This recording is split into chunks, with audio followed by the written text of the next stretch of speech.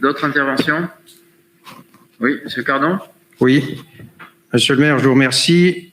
Mesdames et messieurs, bonsoir. Je salue les Mouginoises et les Mouginois qui nous regardent ce soir. Je forme le vœu que cette fenêtre sur notre démocratie locale reste ouverte pour longtemps. S'agissant du budget, Monsieur le maire, vous avez raison, c'est un élément important de notre ordre du jour ce soir. Si vous le permettez, je vais essayer d'être synthétique et rapide, mais le sujet est consistant.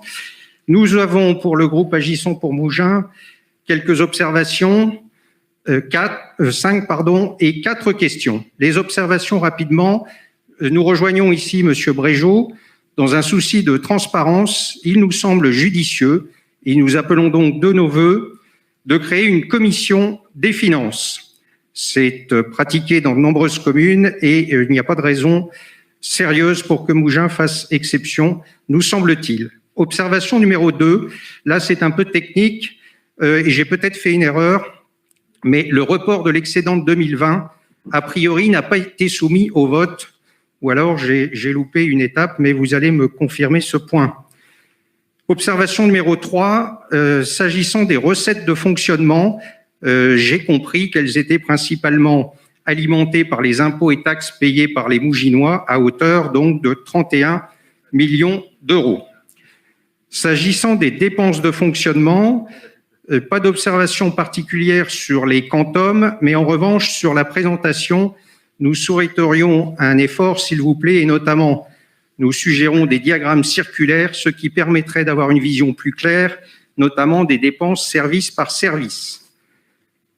Dernière observation, si l'endettement peut paraître faible, vous l'avez souligné, Monsieur le maire, nous rappelons, c'est vrai systématiquement, mais cela nous semble important, que la ville garantit 98 millions d'euros de prêts d'acteurs privés.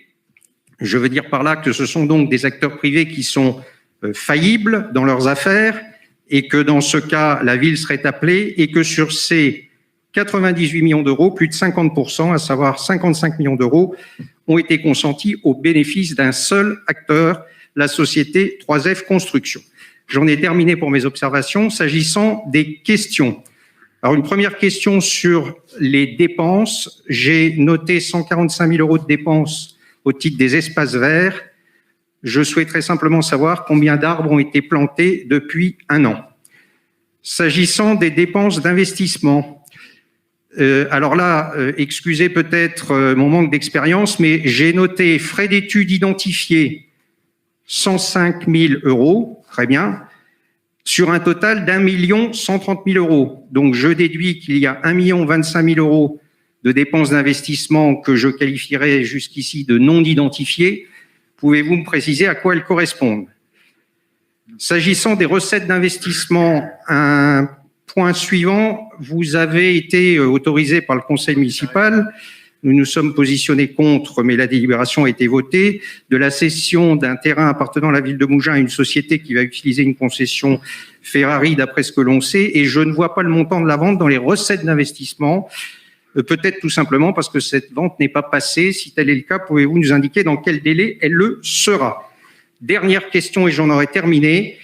Là aussi, je n'ai pas vu le tableau recensant les indemnités de toute nature perçues par chaque élu. Et vous savez, alors c'est vrai que c'est assez récent, mais c'est applicable, que ce tableau doit être communiqué avant l'examen du budget. Et nous aimerions avoir, comme la loi le prévoit, communication de ce tableau. Je vous remercie.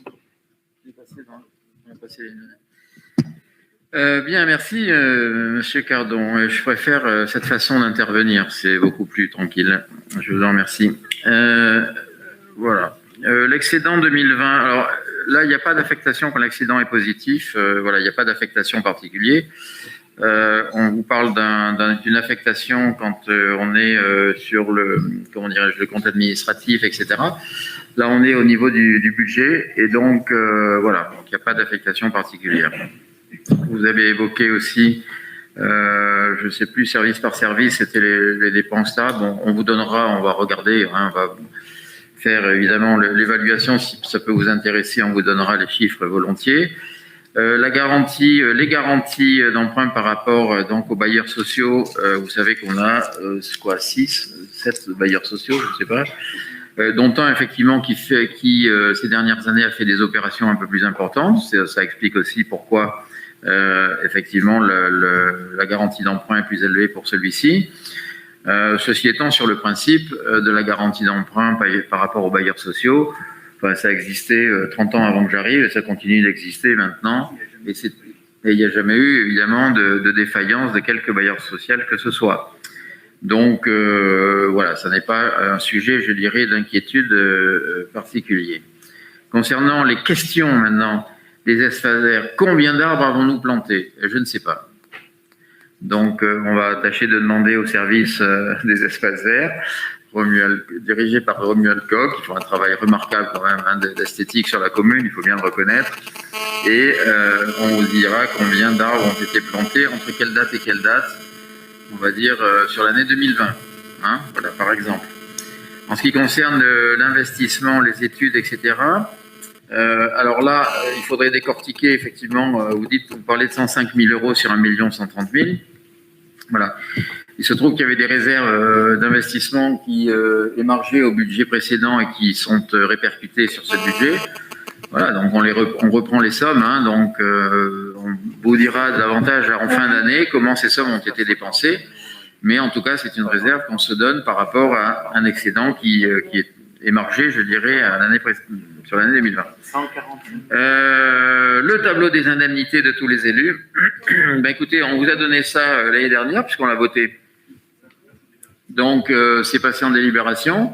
Et donc voilà. Donc ah si c'est passé en délibération. Hein. Donc je vous invite à revisiter les délibérations de l'année dernière. Alors si ça peut vous intéresser, on vous redonnera le même tableau. Hein. Mais bon, elles n'ont pas bougé depuis l'année dernière. Voilà ce qu'on peut vous dire en tout cas sur là-dessus.